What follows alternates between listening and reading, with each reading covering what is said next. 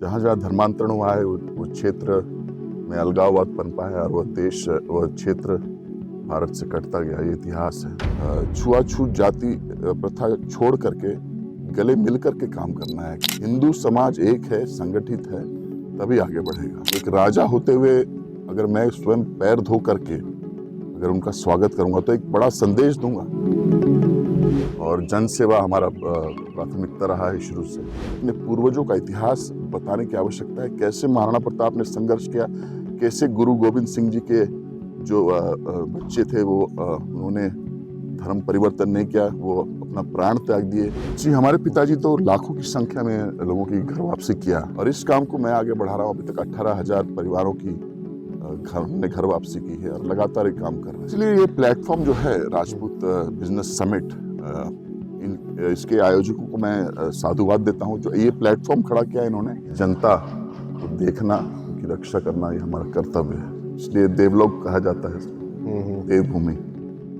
नमस्कार दोस्तों, बैठक अपनों की में आपका स्वागत है। आज हमारे साथ प्रबल Pratap Singh ji, Chhattisgarh vice president BJP के जो हैं मौजूद हैं और बहुत कर्मठ कार्यकर्ता हैं बीजेपी के, और इनके फादर भी बहुत रेप्यूटेड पॉलिटिशियन थे। तो जुदी जी, आपका हार्दिक स्वागत है हमारे कार्यक्रम बैठक अपनों की में। आपने कीमती समय दिया। तो सर, ये आपने एक पारिवारिक जो है राजनीति जो आगे बढ़ाई है और घर वापसी का जो अभियान चलाया है, ये प्रेरणा कहाँ से मिली? जी, घर वापसी का जो अभियान है वो हमारे पिताजी दिलीप सिंह जूदेव जी ने इसकी शुरुआत की थी। जब उन्होंने देखा जिस प्रकार धर्मांतरण हो रहा है, खास करके जनजातीय क्षेत्रों में, और कैसे जनजातीय समाज को तोड़ा जा रहा है, जो कि बहुत बड़ा राष्ट्र खतरा है। जहाँ जहाँ धर्मांतरण हुआ है वो क्षेत्र में अलगाववाद पनपा है और वह क्षेत्र भारत से कटता गया। ये इतिहास है। तो उनसे मैंने ये प्रेरणा ली। बहुत बड़ा काम है, राष्ट्र निर्माण का काम है और राजनीति में तो आना ही था। पिताजी का एक बहुत बड़ा राजनीति विरासत है और जन सेवा हमारा प्राथमिकता रहा है शुरू से।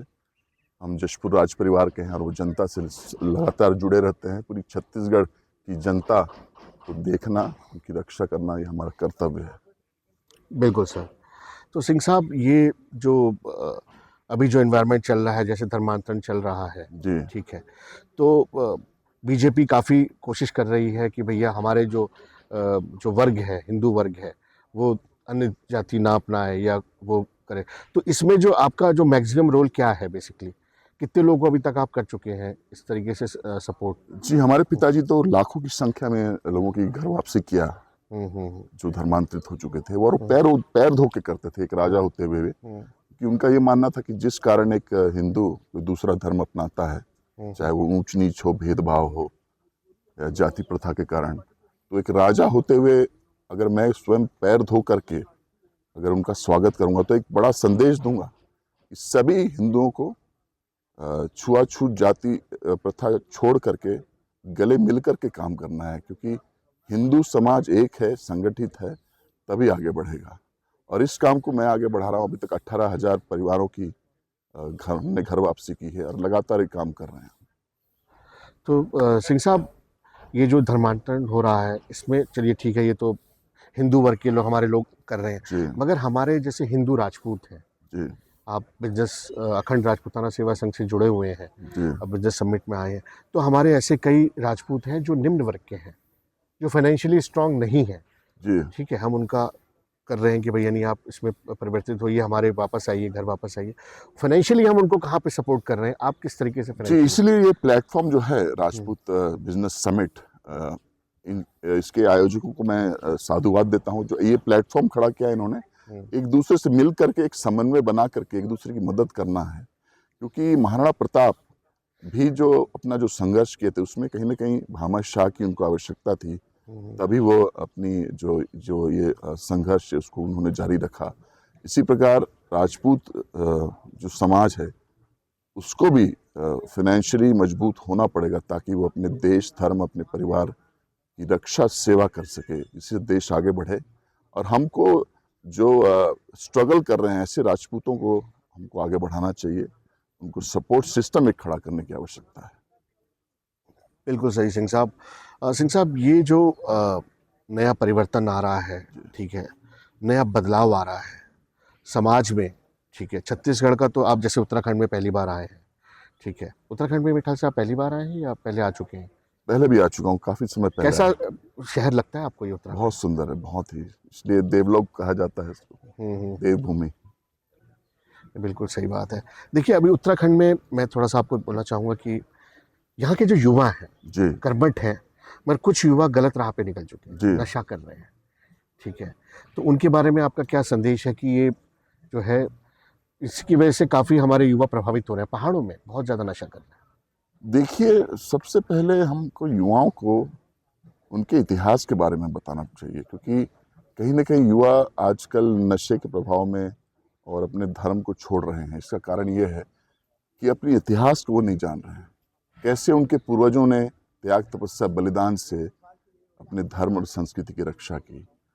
ये उनको प्रेरित करेगा, उनको सही दिशा में उनका इतिहास ही बता पाएगा। जो संस्कार हैं, वो हम उनको नहीं दे पा रहे हैं। और इसलिए बाहर की जो षड्यंत्रकारी ताकतें हैं, जो धर्मांतरण भी करा रही हैं, और वो धर्मांतरण जब नशा देती है युवाओं को, तभी वो धर्मांतरित होते हैं। तो ये नशा और ये धर्मांतरण और ये देश विरोधी ताकतें, ये सब हैंड टू हैंड चलता है। युवाओं को अपने संस्कृति, अपने पूर्वजों का इतिहास बताने की आवश्यकता है। कैसे महाराणा प्रताप ने संघर्ष किया, कैसे गुरु गोविंद सिंह जी के जो बच्चे थे, वो उन्होंने धर्म परिवर्तन नहीं किया, वो अपना प्राण त्याग दिए।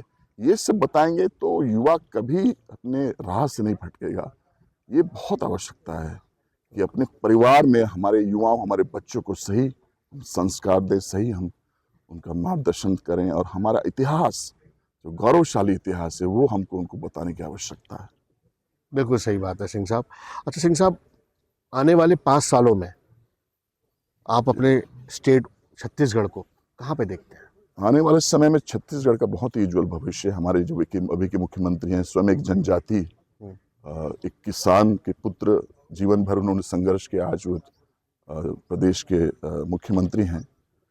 उनका जो विजन है कि छत्तीसगढ़ हर एक क्षेत्र में आगे बढ़े, इसके लिए वो बहुत मेहनत कर रहे हैं। आने वाले 5 साल में मैं मानता हूँ छत्तीसगढ़ टॉप 5 या टॉप 10 स्टेट्स में आएगा। टॉप 5 में तो डेफिनेटली आएगा। राजपूताना बिजनेस समिट के बारे में आप क्या कहना चाहते हैं?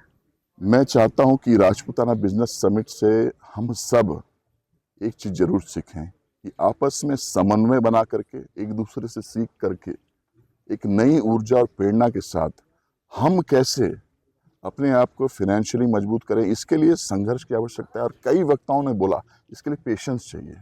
ये कोई ऑटोमेटिक बटन नहीं है जो इसको दबाया और आदमी आगे बढ़ गया। इसके लिए पेशेंस चाहिए, मेहनत चाहिए, और निश्चित रूप से आदमी आर्थिक रूप से मदद अपने आप को कर सकता है, अगर वो ये सब क्वालिटीज़ अपने में डाले। बिल्कुल बिल्कुल। तो सिंह साहब, पिछले साल राजपूताना बिजनेस समिट जो था भुवनेश्वर में हुआ जी। था, इस साल हमारे उत्तराखंड में हुआ है। अब कहा जा रहा है, जो आपकी स्पीच हुई है, बहुत बढ़िया स्पीच दी आपने, अब कहा जा रहा है कि ये नेक्स्ट जो है ये छत्तीसगढ़ में होगा। छत्तीसगढ़ बिल्कुल होना चाहिए। छत्तीसगढ़ में भी हमारे क्षत्रिय समाज के लोग हैं, राजपूत लोग हैं, बहुत अच्छा काम कर रहे हैं, और छत्तीसगढ़ में हम स्वागत करेंगे, अभिनंदन करेंगे। बहुत ही अच्छा एक संभावना का गढ़ है, और निश्चित रूप से बहुत अच्छा रहेगा, बहुत पॉजिटिव है। बिल्कुल। सिंह साहब, आप हमारे चैनल बैठक अपनों की में आए, आपका शत नमन। आपने इतना कीमती समय हमारे लिए निकाला। और दोस्तों, ये थे हमारे प्रबल Pratap Singh ji, Chhattisgarh vice president BJP. इन्होंने हमें समय दिया, और नेक्स्ट वीक हम मिलते हैं नए चेहरे के साथ हमारे चैनल बैठक अपनों की में। देखते रहिए, लाइक करिए, सब्सक्राइब करिए हमारा चैनल बैठक अपनों की।